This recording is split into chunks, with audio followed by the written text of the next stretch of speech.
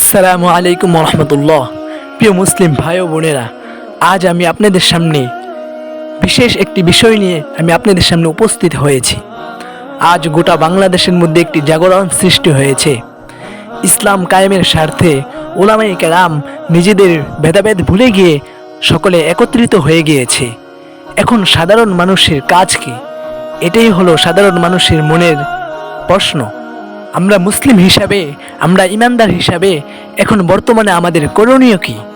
প্রিয় মুসলিম ভাই ও বোনেরা, আমি স্পষ্ট ভাষায় বলতে চাই, আগে পরে যখন মানুষদেরকে বলা হইতো যে তোমরা ইসলামপন্থীদেরকে ভোট দাও, তখন সাধারণ জনতা একথা বলে এড়িয়ে যেত যে আলেমদের মধ্যেই তো মিল নেই, তারা তো ভিন্ন ভিন্নভাবে নির্বাচন করছে। কিন্তু আজ আমি সাধারণ মানুষকে আনন্দের সহিত বলতে চাই, আজ উলামায়ে কেরাম জনগণের স্বার্থে, ইসলামের স্বার্থে, দেশ বাঁচানোর স্বার্থে, চাঁদাবাজি মুক্ত করার জন্যে উলামায়ে কেরাম আজ একত্রিত হয়ে গিয়েছেন। এখন সাধারণ মানুষের জন্যে সর্বোচ্চ কর্তব্য হলো উলামায়ে কেরামের ডানে বামে সামনে পিছনে সকল দিক থেকে সাহায্য করা। ক্ষমতার মালিক তো আল্লাহ তাআলা, ক্ষমতা দান করবেন আল্লাহ, কিন্তু জনগণকে উলামায়ে কেরামের সাথে থাকা আবশ্যক। কারণ নবী করিম সাল্লাল্লাহু আলাইহি ওয়াসাল্লাম বলেছেন যে তোমরা আলেমদের সাথে থাকো, আলেমদেরকে মহাব্বত করো। যদি আলেমদেরকে মহাব্বত না করতে পারো তাহলে তোমরা ধ্বংস হয়ে যাবা। এজন্যে সাধারণ মানুষকে আমি বলতে চাই, উলামায়ে কেরাম ইসলামের স্বার্থে ঐক্য হয়েছেন।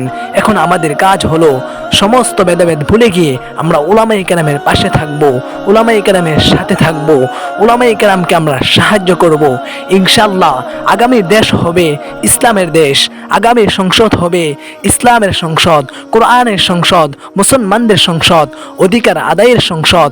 আগামীর সংসদের মধ্যে আর কোনো বৈষম্য থাকবে না।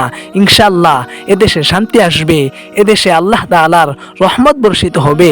এজন্য আমরা উলামায়ে কেরামের সাথে থাকব, উলামায়ে কেরামের পাশে থাকব।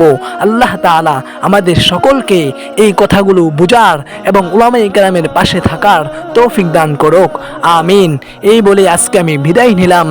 আবারও দেখা হবে পরবর্তী কোনো ভিডিওতে ইনশাআল্লাহ।